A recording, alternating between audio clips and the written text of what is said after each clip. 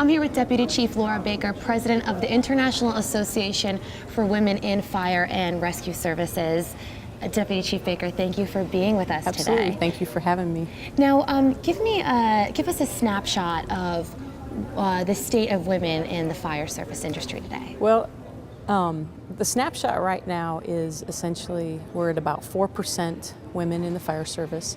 Our organization, being the voice of women in the fire service, essentially strives to recruit, retain, and promote women in the fire service. So right now, about 4%.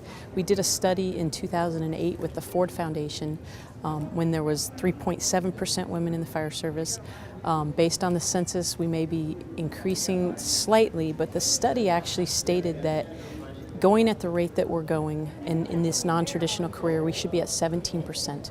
And we're being at the 3.7 at that time, we have a ways to go. And the study basically stated that it would take us 75 years to get to that 17% women in the fire service if we go at the rate that we're going. And to add to that, we actually are seeing women retire from the fire service, which is a great thing. We're really excited. However, we're not bringing them in at that same rate, or in some places not at all. Right, I can see that faces an interesting challenge. It does. Now, speaking of challenges, what sort of challenges do women face in the fire service industry today, and are they different than, say, 20 years ago? Well, the reality is, I mean, some of our biggest challenges is essentially what I stated to begin with, which is just the recruitment, retention, and promoting women.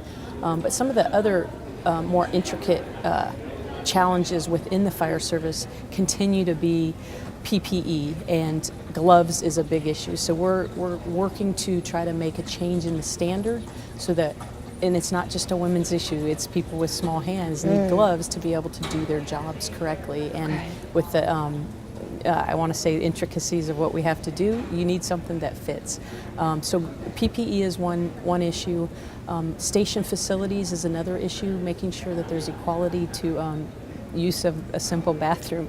Yeah. That's another big issue. And unfortunately, as of late in the media, we hear of many sexual discrimination and assaults within the fire service. And those are our biggest challenges right now.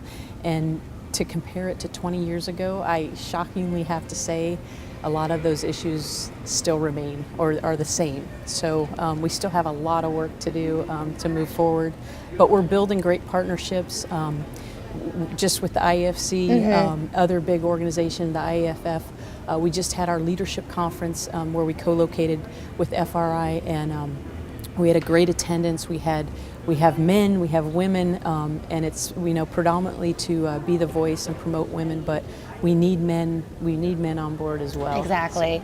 Now, on the flip side of that, how are fire departments creating a more inclusive environment for women? Well, probably the greatest thing that we see, especially being at big conferences like this, is talking to fire chiefs all over the nation and internationally, and they're asking the questions. So that's probably one thing that I see as they're being proactive. They're coming to our organization to say, what can we do to be more inclusive? So that's where it starts. Some of the things there are, as I mentioned, some of our biggest challenges are the station facilities. We do have departments that are progressive and moving forward in those developments or building of new stations to get those station facilities equal so that everyone has a place to shower and bathe and all the, go to the bathroom, all those things. Yeah, exactly. So we do have movement in that direction. I will also say, when I speak of our biggest challenge being PPE, we do have industry leaders that are making a women's fitting turnout, but it goes more beyond that, because it's not, I don't, as the president of iWomen, I don't want to say it's a women's issue. It's really just wearing gear that fits, that you can do the job in. Yeah. So, well, it is wonderful that women are represented in the fire services by you and many other women. So, Deputy Chief Laura Baker, thank you for being with us. Thank you so much.